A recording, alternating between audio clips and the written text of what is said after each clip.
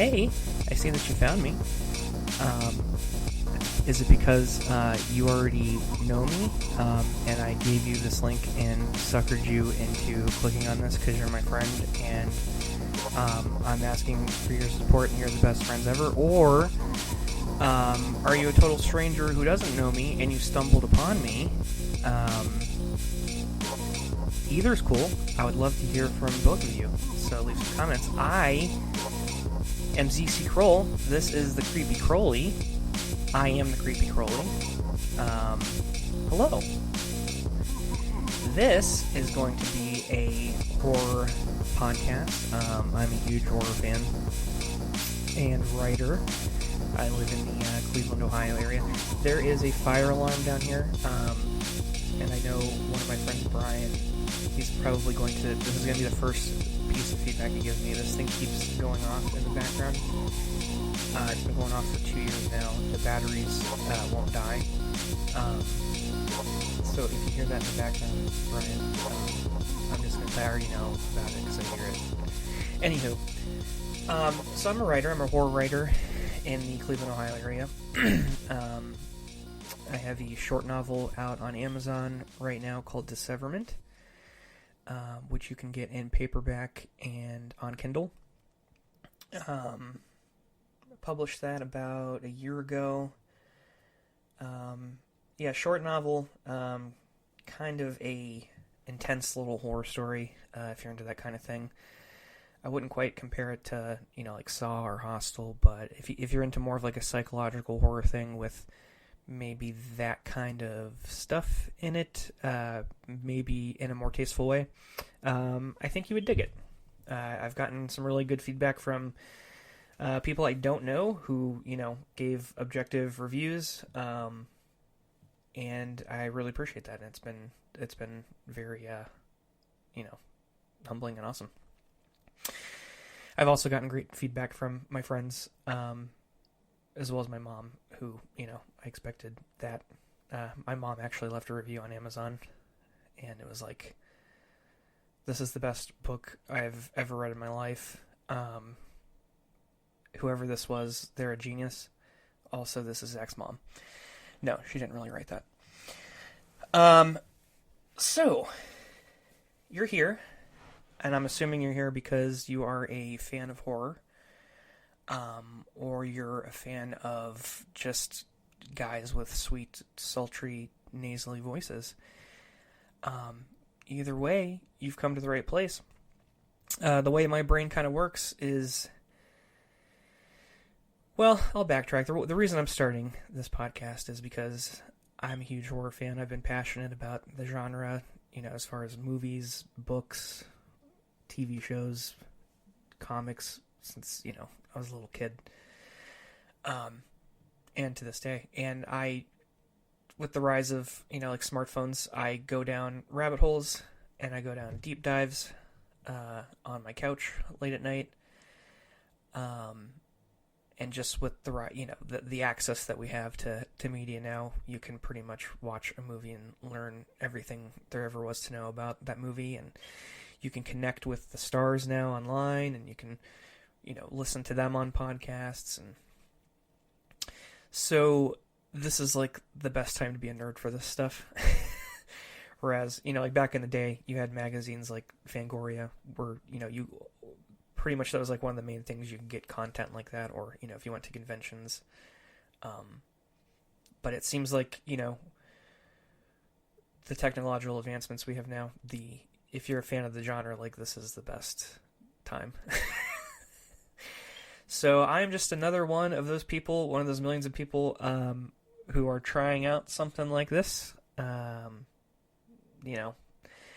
see if it works. So this is audio only, starting out tonight. We'll eventually get to video.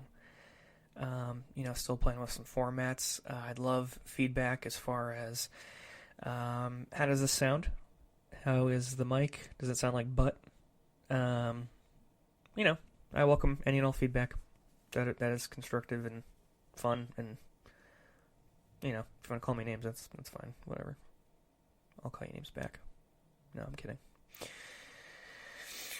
So, on the subject of deep dives and just going down rabbit holes, that's basically going to be kind of the laid back vibe of the show. I'll just kind of be talking softly and, like today, for instance, whoever you are listening, I don't know who you are. I'm assuming a fan of horror, but you probably had a bad day at work today. Your boss was breathing down your neck. You have something to do, like next Wednesday. He asked you about your progress on it, and you're like, no, I'm there. I'm getting there. And he's like, well, we need to ensure that it's ready by this time, or the board isn't gonna, whatever is going on in your life. You don't need any of that. You need a laid back, fun horror podcast where all the person does is just talk about movies and shows and books, and I'm probably going to talk about my writing process if that interests you, and I will learn that over time with your feedback. I've been writing since I was a little kid. I went to Kent State University, not when I was a little kid, when I graduated from high school. I went to Kent State University and got a bachelor's degree in English, and I minored in writing. And my path, really, gosh, since I was like in second grade probably, the only thing that I was really interested in was writing. I also play drums. But as far as my passions and creative outlets, it's always been writing and drums. I used to draw a little bit. I was really good at drawing when I was like in first and second grade. The only thing is that I still draw the same exact way I did in first and second grade. So I'm like a really good first grade drawer now. Drawer? Is that that's a word.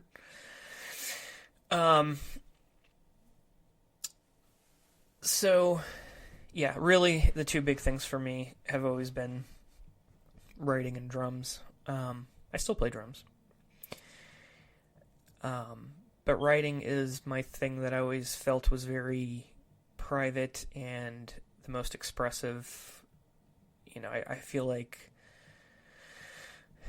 when you're in any, doing any creative endeavors, or you have any kind of creative passions like that, for me, I tend to like it when I can kind of close my eyes and get lost in my own thoughts and, kind of express myself creatively. And you can do that on the drums. There's kind of like a dance aspect to it. And then with writing, you can express yourself through words. And, with writing, there comes what do you write about? And, that comes with the more entertainment side of things. Like, what are your interests? Like, what would your genres be? And for me, the things I loved growing up. I mean, I was a 90s kid. I was born in 1987, and the 1989, so I was 2, the 1989 Batman movie was that was the biggest movie ever at the time, so it just blew my mind as a 2-year-old. I still remember it. So, as a 90s kid, you're into the typical things like Batman and Ninja Turtles and Ghostbusters, and, you love Back to the Future and all that stuff. You know what I mean? And I still love Batman to this day. Like, my closest friends, will tell you that I'm a huge Batman geek. If I had to pick, 2 things that I'm the biggest geek about, if you were to ask me things and I could just start listing off facts to you about them, embarrassingly, it would be horror stuff and Batman. And that's okay, right? I'm not on drugs.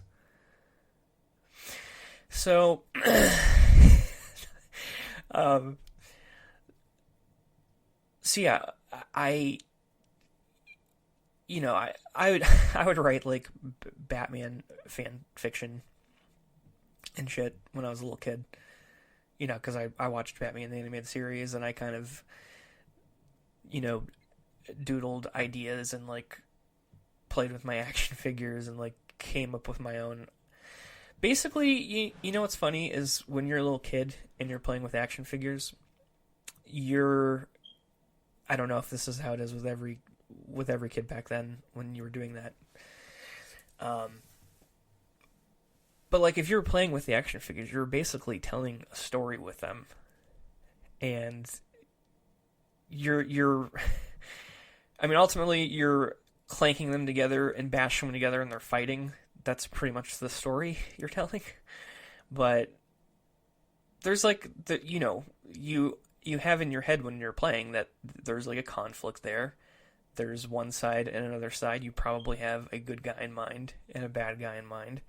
There's a reason, you have one in one hand and one in the other, and you are simulating a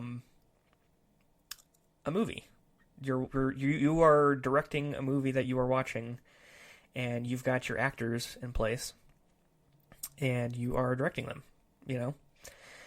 So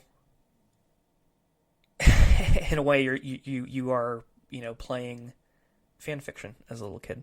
I don't know if that's a weird way to look at it, but that's looking back, that's basically how I think kids did it. I don't know. Let me know if that's how you basically did it when you were a little kid. I actually always wondered that. So yeah, you doing that, it I don't know if it transitioned into a passion for writing, but you come up with scenarios. I'm watching Batman, and it's like, it'd be really cool as if they did something like this, and then this happened, and then I'm gonna write that, and then what if you said this? But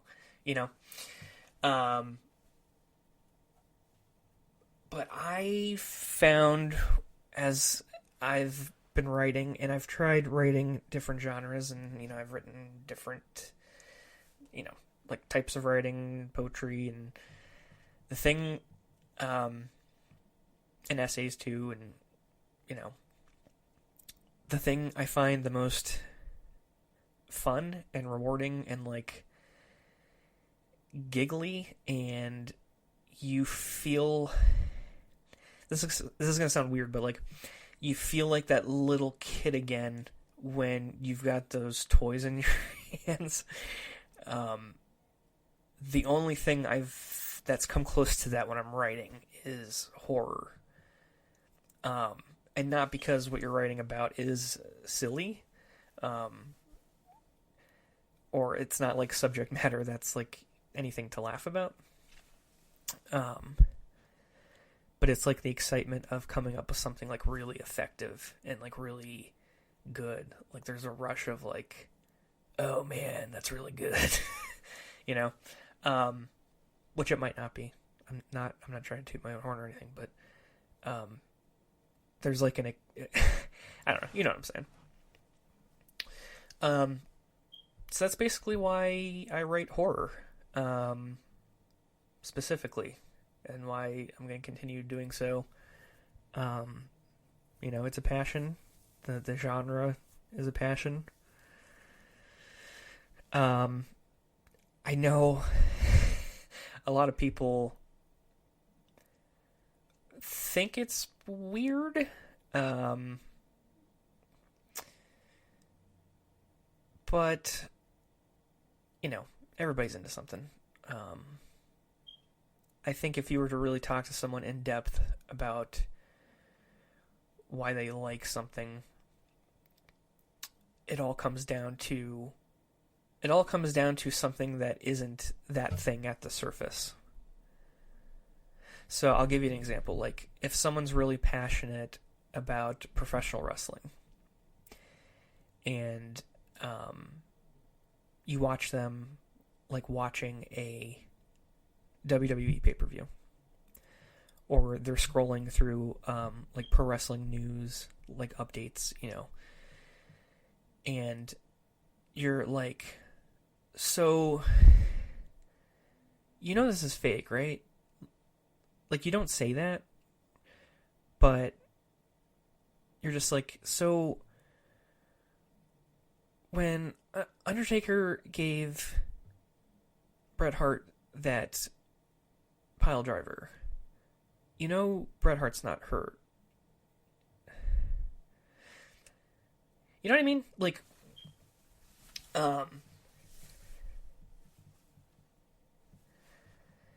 there's something about liking stuff like that. You're not so much looking at the story of it. You're not looking at the subject matter. You're not looking at what the audience is seeing emotionally, like as a viewer. You're seeing it on a technical level that is like behind the curtains. So if you're into like Broadway, there's watching the show and being really emotional about the show and it having an effect on you. And then there's the person who works backstage who has heard every song a billion times and is probably sick of it and is never going to have an emotional response to any of it ever again. They just see, like, they know the nuts and bolts of it, so they don't. I don't know. Do you know what I'm saying? So the way I view horror is not the blood and guts and the shock, and I'm interested in like the mechanics, how they took cliches and remixed them into something new. How they took, like, Megan just came out. It's like, okay, we've done Chucky. How do we bring that into the 21st century and, take that doll concept and make it a new thing? I'm interested in like how they evolve things and, alter things. So I'm sitting there and I'm enjoying that stuff as a viewer. And it's not so much like, yeah, cut her head off. Yeah, show me all those guts. Yeah, I want to see all that. Yeah. And I think that's hard to convey to people when you're out and about and you're like wearing a Friday the 13th hat and you're you know what I mean? You're dressed as like Leatherface for Halloween. It's like, whoa, dude. Do you wish you were Leatherface? Or it's like, no, I just think it's fun. I like how someone came up with like, okay, there are a million slashers. How do we come up with a new one? I like the process of the writer sitting down and, just as an example, like Scream, you got Kevin Williamson. It's like, I want to write a slasher, but I want to like honor all the slashers that came before, but I also want it to be kind of tongue-in-cheek and kind of meta, and it's not quite a parody, it's more of a, what's the word? Like an homage. So you write Scream, and it's like, that movie changes everything. It ushers in a whole new, just renaissance of 90s slashers and teen slashers, and it just, it was a whole creative new way of doing something, and I think people forget that when, they're like confused when Scream is like at the top of a lot of best horror movie ever lists. How much of an impact that had, I'm rambling, aren't I? So let's see what's coming up here. Oh, so I did want to tell you about some things that's been going on in my life, horror related, this month. I got to go to the Beetlejuice musical in Cleveland with my lovely friends Brian and Nicole. And I was very, well, first I should say I'm a huge fan of Beetlejuice. That is one of my favorite movies of all time. Michael Keaton, that's one of my favorite performances of all time. I think he's hilarious. I think might be one of my favorite comedies of all time. I quote it probably once a week. Anyway, what I'm trying to say is that the musical had big shoes to fill. I wasn't not excited, but I was assuming it was going to be a bad version of the movie with actors just saying the lines not as well. And they're all lines that I already know, that I already know what they sound like in my head because I've seen the movie a million times. So, we go to the show, and my friends Brian and Nicole, they're married. Brian's one of my best friends, and Nicole's his wife, and she's one of my best friends as well. She already knows about the show and loves it, and I'm like, all right, we'll see. And I think Brian kind of felt the same way too. And the show starts, and it fucking rocks. It was so good. Really, really surprised by it. And I hadn't really dove into the musical, reading about it. I kind of just wasn't interested. I think I had seen some kind of preview thing they had done, that they did one of the songs at the Macy's Thanksgiving parade a couple years ago. And I remember me and my wife were watching it, and we were just like, what is this? And I don't know if it was just because the context was weird, because they're on, they're outside around a bunch of people in their, winter coats, and they're waving, and you're not getting the right, the camera angle's all weird, and it's on a crane, and everybody dancing is freezing, so maybe it wasn't the right context. So I was just never really, but it was fantastic. Really enjoyed it. I would see it again. Which is, if you had asked me that a week ago, I wouldn't have believed it at all. But yeah, really great experience with my friends. And what topped it off, is that we ended up going to the haunted house restaurant in Cleveland, the next day. I actually have pictures of this, in the Discord, and I will put them, I was going to put them on, Instagram, because I have an Instagram now.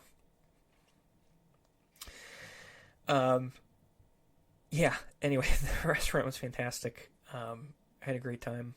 I would absolutely go back there again. Highly recommend it. Oh, I meant to say that I ordered the Slimer, which is a sandwich, which is sausage and eggs and bacon, and the bun is 2 waffles. And it was fantastic. It's all the diabetes you could ever want. So it was good. I took a big nap when I got home afterwards, and it was very good. So some upcoming shows I've been thinking about doing, if you guys would be interested, and I'd love your feedback. I'm just throwing these ideas out there. I want to do kind of a deep dive on different subjects, like subgenres of horror. And I was thinking for the first one that I would do a deep dive on Dolls, since Megan had just come out. Yeah, actually, another thing that I had just done. I saw Megan in theaters a couple weeks ago with two buddies of mine. They actually have a horror podcast. It's one of my favorite podcasts out there. Not because they're buddies of mine, but it's just an amazing podcast. They're doing a really good job, and yeah, they've actually inspired me to be trying this. So yeah, Horror Dads. Check out Horror Dads on Spotify. Yeah, they're getting some big names on there. Just in the horror community. They have great topics that they talk about, and yeah, got to see Megan with them. John in particular, we hit it off pretty quickly in college. We had to take this math class together. I can talk about it another time, but anyway, we hit it off, and really bonded over our mutual love for horror. And we recently, well, not recently, maybe a little over a year ago, we reconnected, and I found out he had his podcast, and it was just like, I told him that I'm writing, and I published a short novel on Amazon, and I was like, holy shit, we're both, like, you know, doing stuff, you know? Like, we talked through college and after college, and it was like, we each had this passion. It's like, wow, we are pursuing it, you know? Well, I'm pursuing it. He, you know, he has a really legit podcast. It's really good. So yeah, anyway, yeah, saw Megan with them, absolutely loved it. So I figured I could do a deep dive on Dolls, and kind of give a review on Megan, and kind of explore the different movies that deal with dolls. So I'd obviously cover the Child's Play series. Also, The Boy. I don't know if anyone's ever seen that. But there's The Boy, and then The Boy 2. Brahms, The Boy 2. Not great movies. But yeah. I could talk about that later.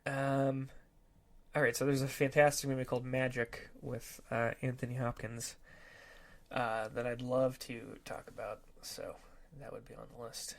The Annabelle series, which is kind of like a more modern and very popular, and I do like them. Dead Silence, love that movie. Couple of movies I've never seen. Dolly Dearest, which I actually just got on Blu-ray. I think it's from 1991. I've heard great, terrible things, which I love to hear. So, yeah, I can't wait to watch that.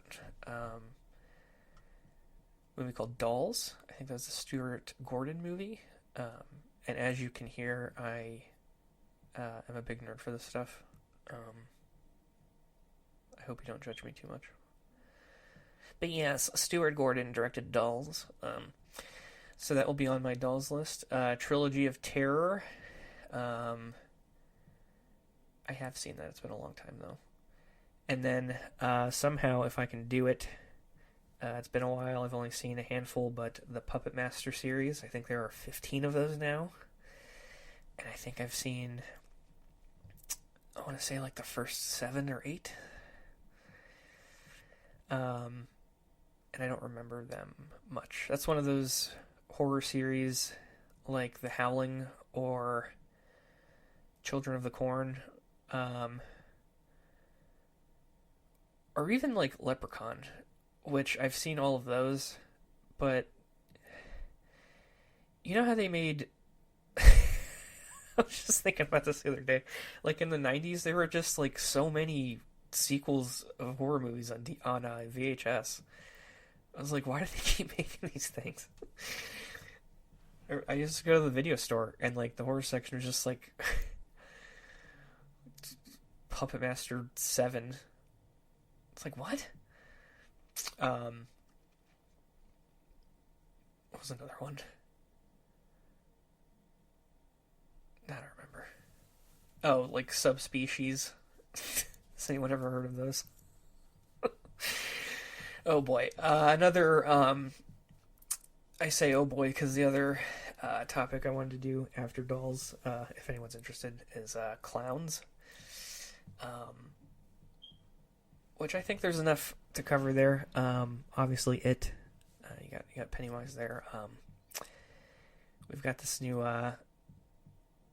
Terrifier phenomenon that's happening right now with Art the Clown. I've seen both movies. Terrifier 2 was kind of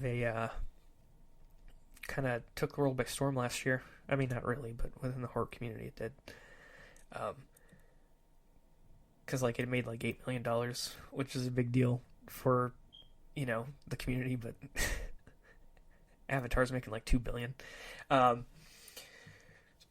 So I've seen both of those, and I have thoughts on them. So I would cover those. There's also a fantastic series of 5 movies that I highly recommend on Tubi called Killjoy, the Killjoy movies. I don't know if anyone's ever heard of those. But shame on you if you haven't. No, I'm kidding. How dare you not hear of Killjoy? And just to try some things out, if we want to try like different, episode formats, I was thinking about doing something called Tubi Tuesdays, where maybe we all try to watch a movie on Tubi together, or I can pre-record it and just kind of like give my commentary as it's playing, and I can tell you like when I'm gonna press play, and you can sync up and watch it with me. So since it's free, it's on Tubi. All you have to do is just find it and then like listen on your phone as it's playing. So we could try that. And yeah, I don't know. Yeah, give me some feedback. I don't know if this was entertaining or if you liked it. I welcome all feedback. Just be like, Zach, buddy, this is a huge waste of time, man. I love you. It's just don't quit. Where do you work again? Yeah, you gotta stick to that, man. You got a 401k, right? Okay, cool. Yeah, I welcome that as well. But I think I'm gonna have fun. There's so many people doing this, man. Like, let's just have fun. Like, let's be laid back. Put this on while you're at work. Maybe you can't sleep and you just need someone farting around. That's the other thing about horror is that for me, like, it's the only this isn't true because it's true with sci-fi too. So I'm just making shit up right now. But with horror, it can be good and you love it, and it can be bad and you love it. And you can't really say that about like comedies. Like if a movie isn't funny, you're not gonna like it. Like if I'm watching a comedy and I'm not laughing, I'm just gonna be like, this sucks, But with a horror movie, if it sucks, you're like, depending on the movie. Like me and my buddy Todd. Hi Todd. We have our movie. I'll talk about that some other time. I need to save that. but there could be a bad one, and you're like, this fucking rocks, man.